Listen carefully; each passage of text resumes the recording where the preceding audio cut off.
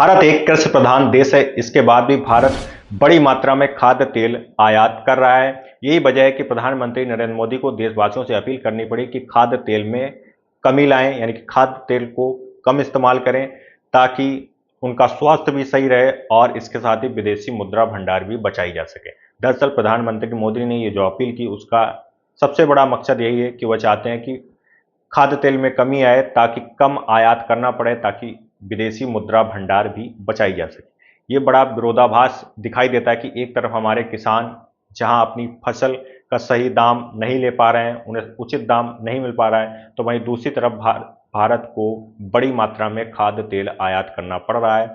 भारत 50 से 60% अपनी खपत का खाद्य तेल विदेशों से आयात कर रहा है। आखिर क्या वजह है? क्या हमारे किसान इतने सक्षम नहीं हैं कि वह तिलहन जैसी फसलों का उत्पादन कर सकें ताकि हमें बाहर से तेल इंपोर्ट करने की ज़रूरत ही ना पड़े? लेकिन इसके चैलेंज कई हैं। दरअसल भारतीय किसानों के पास उन्नत बीज मौजूद नहीं है, ना ही वो तकनीक मौजूद है जिसके ज़रिए वह फसल की अच्छी पैदावार कर सकें। यही वजह है कि बाज़ार में भारतीय किसान की फसलें पिछड़ जाती हैं और जो विदेशों से इंपोर्ट होकर चीज़ें आ रही हैं वह उन्हीं को लोग खरीदना चाहते हैं क्योंकि उनकी कीमतें कम होती हैं। अब पैदावार कम होगी तो लोग किसानों के लिए कम कीमत पर अपनी फसल बेचना मुश्किल हो जाएगा।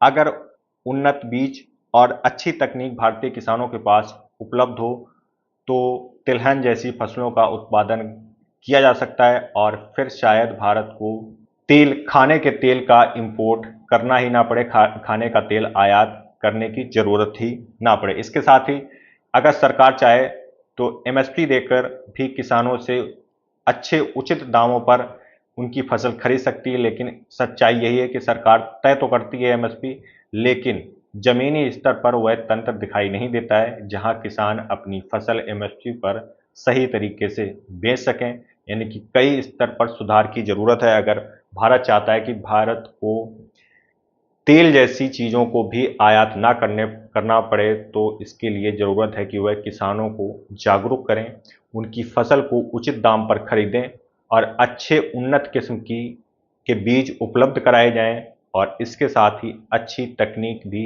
किसानों तक पहुंचाई जाए ताकि उसका इस्तेमाल कर अच्छी पैदावार हो सके और जिसके बाद भारत को खाद्य तेल जैसी चीज़ों का आयात भी कम करना पड़े ताकि विदेशी मुद्रा भंडार भी बचे और भारत के किसान भी समृद्ध हो सकें।